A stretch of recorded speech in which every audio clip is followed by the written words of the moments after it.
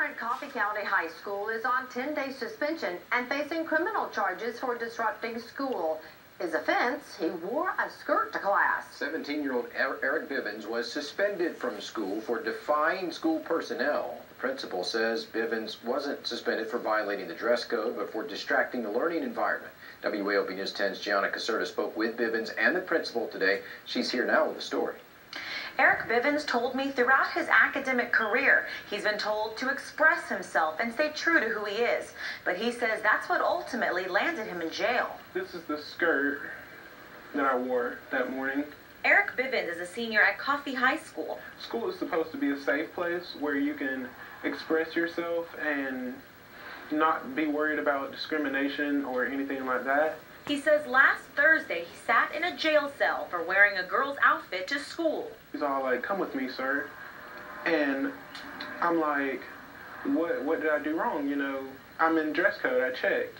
And he's all like, "Well, we just need to make sure you can wear this because it's nerd day, not cross-dress day." Last Thursday we had a spirit day when actually the students were dressing as nerds or geeks for the upcoming football game. Bivens changed his clothes but went to the principal for an explanation. He was like, "Girls get to dress like guys because it's acceptable in our society, but it's not acceptable in our society for me to dress, you know, like a girl."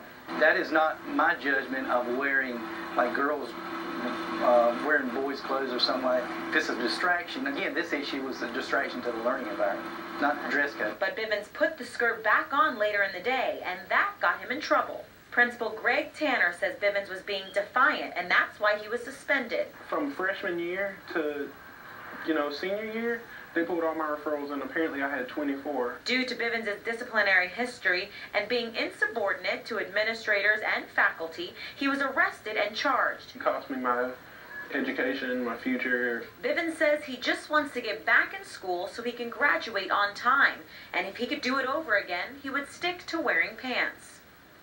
School Resource Officer Rodney Corson says Bivens' 24 referrals range from sexual harassment to disrupting classes.